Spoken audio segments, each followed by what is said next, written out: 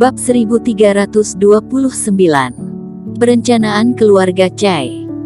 Tuan Chen dan gadis ini merupakan pendekar kuat fase distraksi tahap ke-7 ke atas. Kekuatan meledakkan diri sendiri, sangatlah mengerikan. Langit bumi bergoyang, aura yang menakutkan menyebar ke segala penjuru. Apa yang terjadi? Semua orang pun merasakan aura yang begitu kuat, dada pun merasa sesak, dalam hati pun kaget, serentak menghindarinya. Di dalam arus kacau ini, ada secerca aura yang tidak kecil dari kabut terbang keluar, menerobos masuk ke segerombolan orang, mencari Erikin yang memakai topi jerami. Badan Erikin bergoyang, kesadaran kembali, membuat dia sadar kembali. Yang aku tebak benar, bersiap untuk meninggalkan sini, kata Erikin dengan nada kecil. Tidak menyangka, patung itu benar-benar Master Iblis. Ekspresi Deani Liu pun serius, menyimpan pagoda mini segi 9 ke dalam sakunya. Ingin membohongi Master Iblis bukanlah hal mudah.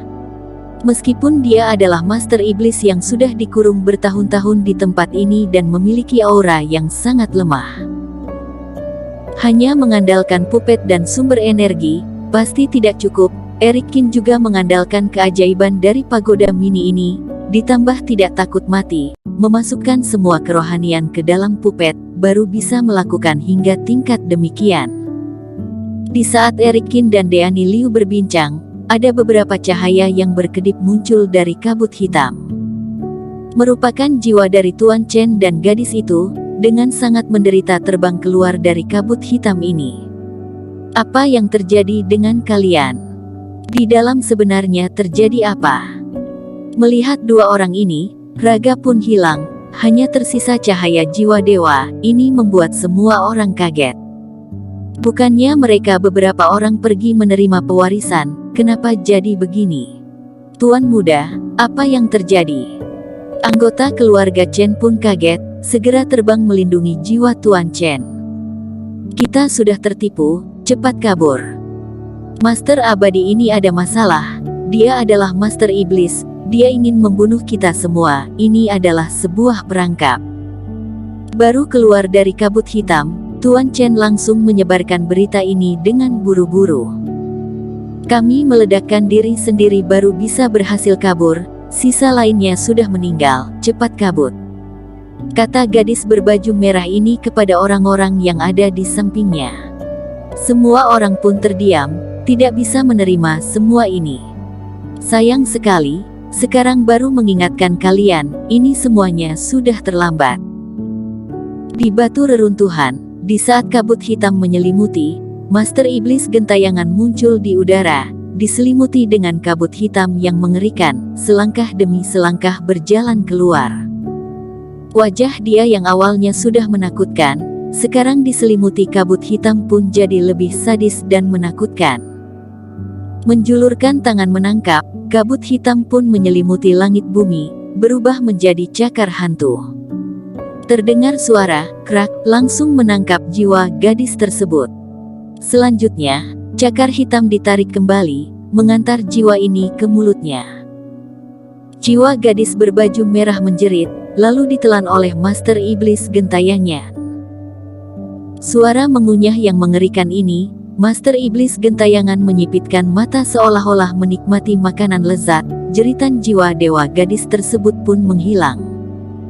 Melihat kondisi ini, semua orang membelalakkan mata, keringat dingin dan bersamaan mundur ke belakang. Siapa berikutnya?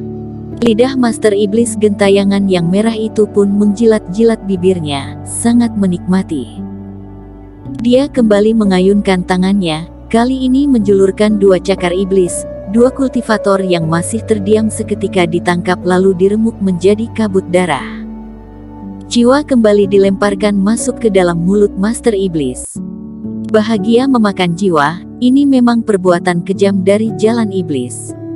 Kali ini kita berjumpa dengan Master Iblis, kita semua sudah ditipu, cepat kabur.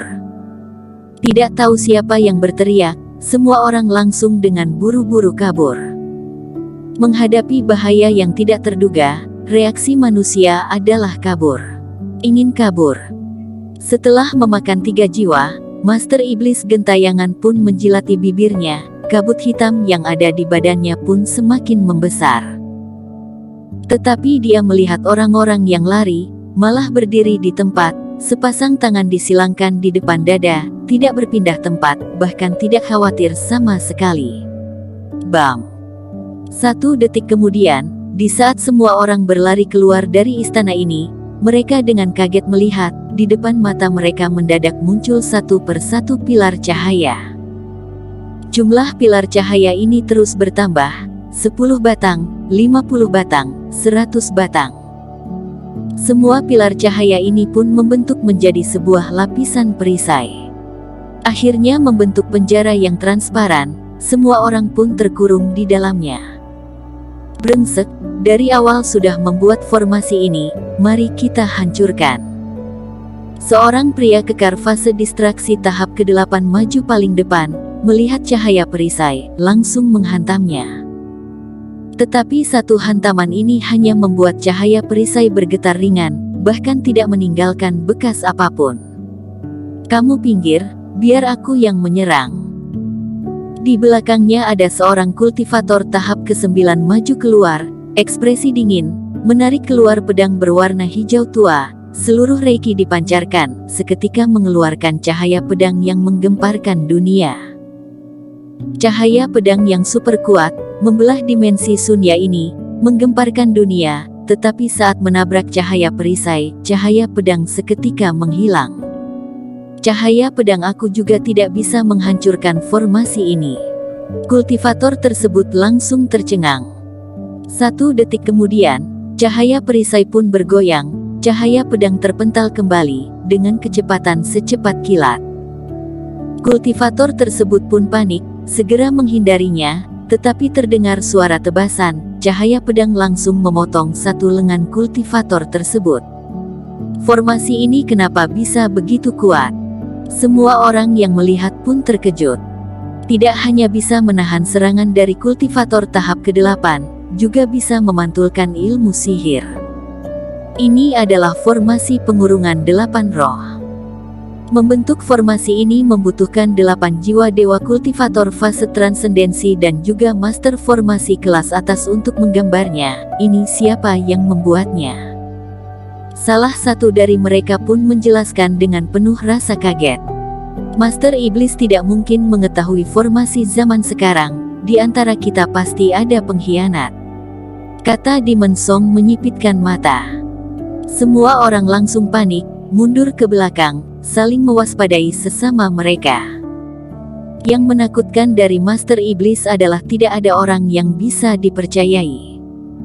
Kalian tidak perlu saling menebak, semua ini aku yang melakukannya. Tetapi, di saat ini terdengar suara yang bersemangat dari belakang mereka. Selanjutnya, muncul sosok bayangan dari berbagai arah kabut hitam dan mengelilingi Master Iblis Gentayangan.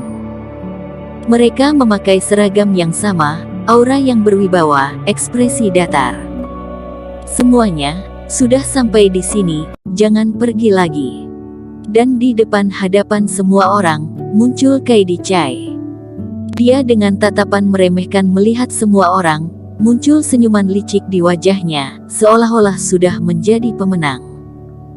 Kaidi Chai, tidak menyangka kamu mengkhianati kami, bernaung di bawah Master Iblis, mendengar perintah dia. Kata Tuan Chen. Salah. Aku tidak mendengar perintah Master Iblis, kami dua belah pihak memiliki hubungan yang setara, sudah bekerja sama bertahun-tahun. Kata Kaidi Chai sambil menggelengkan kepala. Sebagian besar orang pun terkejut, bekerja sama bertahun-tahun, ini berarti, perencanaan ini sudah direncanakan lama. Dari puluhan ribu tahun yang lalu, leluhur keluarga Chai sudah menemukan makam Daneng ini dan keberadaan Master Iblis, tapi kondisi saat itu masih kurang matang, oleh karena itu kami terus bersabar. Kata Kaidi Chai. Bahkan kami keluarga Chai, tidak kepikiran perencanaan ini akan membebaskan Master Iblis. Sayangnya keluarga Song juga menemukan makam ini, lalu mempublikasikan kepada semua orang.